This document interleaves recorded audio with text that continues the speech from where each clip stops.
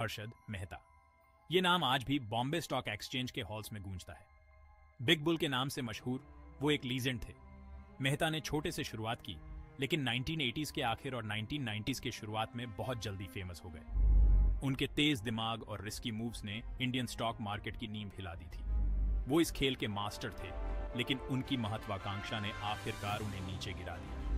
मेहता की कहानी अनियंत्रित लालच के खतरों और फाइनेंशियल सिस्टम की नाजुकता के बारे में एक चेतावनी भरी कहानी है।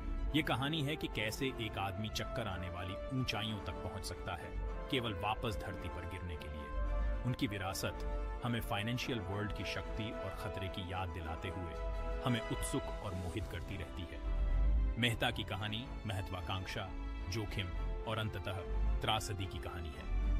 ये एक ऐसी कहानी है जिसे बताने की जरूरत है, न केवल इसके मनोरंजन मूल्य के लिए, बल्कि उन सबक के लिए जो ये निवेशकों, नियामकों और फाइनेंशियल वर्ल्ड की जटिलताओं को समझने की इच्छा रखने वाले किसी भी व्यक्ति के लिए रखती है।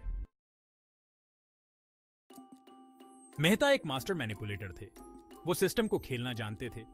उन्होंने बैंकिंग सिस्टम में लूप होल्स का फायदा उठाया, अपने स्टॉक मार्केट ऑपरेशंस के लिए फंड सिक्योर करने के लिए ट्रांजैक्शंस के एक जटिल वेब का इस्तेमाल किया। इसने उन्हें एक अनुचित एडवांटेज दिया, जिससे वो स्टॉक प्राइसेस को ऊपर ड्राइव कर सके और बहुत बड़ी वेल्थ जमा कर सके। उनकी सबसे प्रसिद्ध स्ट्रेटेजीज में से एक में रेडी फॉरवर्ड डील शामिल थी। ये एक लीगल लूप होल था, बैंकिंग सिस्टम में एक ग्रे एरिया। मेहता ने इसका इस्तेमाल अपने फायदे के लिए किया। बैंकों से शॉर्ट टर्म लोन सिक्योर किए और उन्हें स्टॉक मार्केट में डाल दिया। इसने उनके उदय को बढ़ावा दिया, जिससे वो फाइनेंशियल वर्ल्ड में एक ताकत बन गई, जिसके साथ रेकन किया जा सके। उनकी युक्तियां हालांकि संदिग्ध थी, लेकिन निर्विवाद रूप से प्रभावी थी। वो सट्टेबाजी के उस्ताद थे, कुछ स्टॉक्स की कीमतें बढ़ाते थे और मार्केट में उन्माद पैदा करते थे। उनके हर कदम को देखा जाता था, एनालाइज किया जाता था और अक्सर नकल की जाती थी। एक समय के लिए वो बॉम्बे स्टॉक एक्सचेंज के निर्विवाद राजा थे। मेहता का साम्राज्य शेकी ग्राउंड पर बना था। उनकी सफलता रिस्की प्रैक्टिसेस और मार्केट मैनिपुलेशन से प्रेरित थी।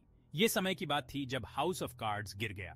1992 में जर्नलिस्ट सुचेता दलाल ने उनकी एलैबोरेट स्कीम का पर्दाफाश किया, जिससे उनका ड्रामेटिक डाउनफॉल हुआ। इस स्कैंडल ने फाइनेंशियल सिस्टम में शॉक वेव्स भेज दी। मेहता के ऑपरेशन का शीयर स्केल लुभावना था। इसने इंडियन स्टॉक मार्केट की वल्नरेबिलिटीज को उजागर किया और रेगुलेटरी ओवरसाइट के बारे में गंभीर चिंताएं पैदा की। प्रभाव तत्काल और दूरगामी था। मेहता का ग्रेस से गिरना उनके मेटियोरिक राइज जितना ही तेज था। उन्हें अरेस्ट किया गया और कई फाइनेंशियल क्राइम्स के आरोप लगाए गए। उनका साम्राज्य क्रम्बल हो गया और उनका विशाल भाग्य ड्विंडल हो गया। बिग बुल, जो कभी सफलता और महत्वाकांक्षा का प्रतीक था, लालच और भ्रष्टाचार के खतरों के बारे में एक कॉशनरी टेल बन गया। हर्षद मेहता की कहानी के बाद हमने देखा है कि इंडियन फाइनेंशियल सिस्टम कितना फ्रैजिल हो सकता है। इसने न केवल लूपहोल्स और रेगुलेटरी फेलियर्स को उजागर किया, बल्कि सिस्टम के भीतर अब्यूज की संभावना को भी उजागर किया।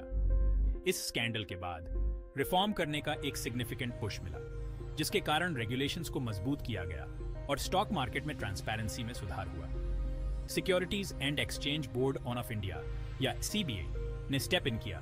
भविष्य में इसी तरह के स्कैम्स को रोकने के लिए स्ट्रिक्टर रूल्स एंड रेगुलेशंस लागू किए।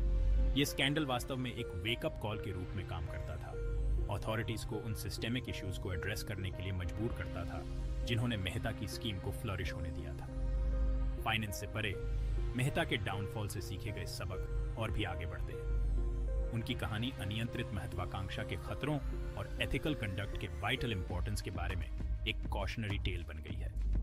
ये एक स्टार्क रिमाइंडर के रूप में कार्य करता है कि सफलता जब धोखे पर बनी होती है तो अंततः अनसस्टेनेबल होती है। हर्षद मेहता, जिन्हें अक्सर बिग बुल कहा जाता है, ने इंडियन फाइनेंशियल लैंडस्केप पर एक इंडेलिबल मार्क छोड़ा। उनकी कहानी महत्वाकांक्षा, इंजेन्युइटी और धोखे की एक जटिल टेपेस्ट्री बुनती है। जबकि उनके तरीके अनडिनायबली फ्लॉड थे, स्टॉक मार्केट पर उनके प्रभाव और इसके बाद के रिफॉर्म्स को नजरअंदाज नहीं किया जा सकता है।